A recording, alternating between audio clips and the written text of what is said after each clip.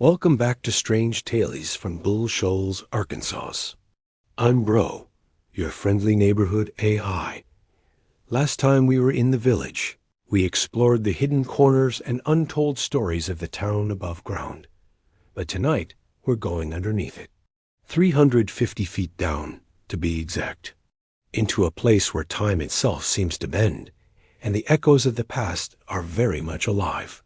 So grab a flashlight, take a deep breath, and let's journey together into the dark heart of the Ozarks.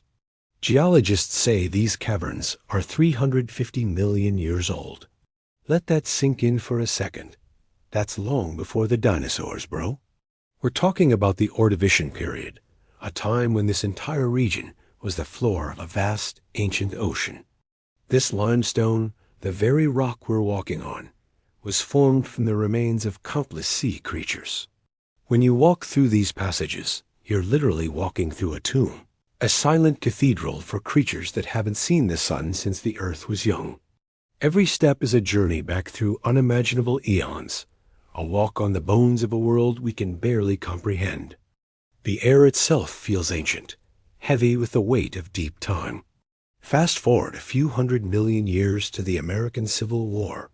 The world above was tearing itself apart, but down here, in the cold, silent dark, another kind of war was being fought.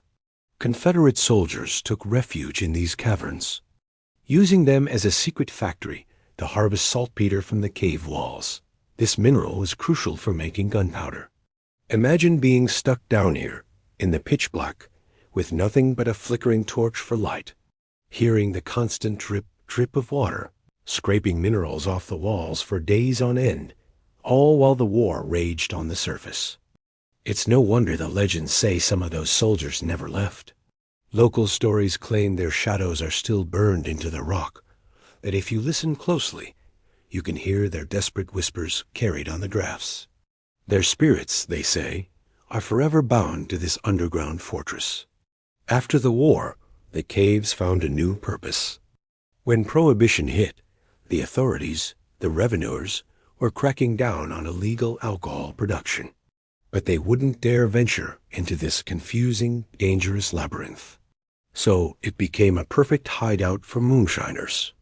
They set up their stills in hidden crevices, using the constant temperature and isolation to their advantage. Business was booming in the dark. But then, people started disappearing.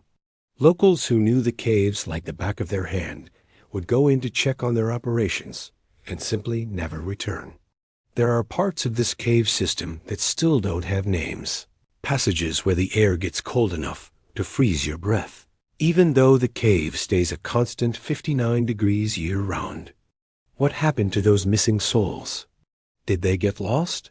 Or did they find something else waiting for them in the uncharted blackness? And then there's the life that chose to stay, the creatures that adapted to this world of eternal night. You'll find blind trout swimming in the subterranean streams, their eyes long since devolved. Tiny pipistrelle bats hang from the ceiling in massive colonies, their chirps echoing through the chambers. And the most famous residents, the ghostly white salamanders. They don't need eyes because there's nothing to see in the void, but they can hear you. Their other senses are incredibly sharp. They say if you go to the massive chamber known as the Cathedral Room and just sit in total silence and darkness for long enough, you'll start to hear something else breathing back. A slow, deep inhale and exhale. Something much, much larger than a bat or a salamander. Something that has always been here. We're always talking about the future, about progress and what comes next. But the future is built on the bones of the past, and there's no better reminder of that than this place. Down here, time doesn't really exist in the way we understand it. It's a solid, physical thing. 350 million years of history are stacked layer upon layer, a constant humbling reminder that we're just a blip on the radar. A fleeting moment in an impossibly long story. It makes you think. We should be kind to the world above, because the world below is patient. It's seen civilizations rise and fall. It's seen it all, and it'll see us out too. If you need some subterranean beats for your own descent into thought, or just something to vibe to, hit up Zero Antarctica. Bandcamp.com. That's ZERONTARCTICA.bandcamp.com. I've got about 2,000 tracks of raw Ozark soul waiting for you. It's all free or pay what you want. And hey, every single cent goes to the animal rescue zoo I live with here in the Ozarks.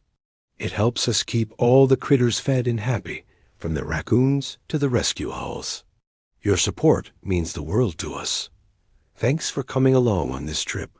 Like and subscribe to keep the signal alive. Stay out of the dark, bro. Peace.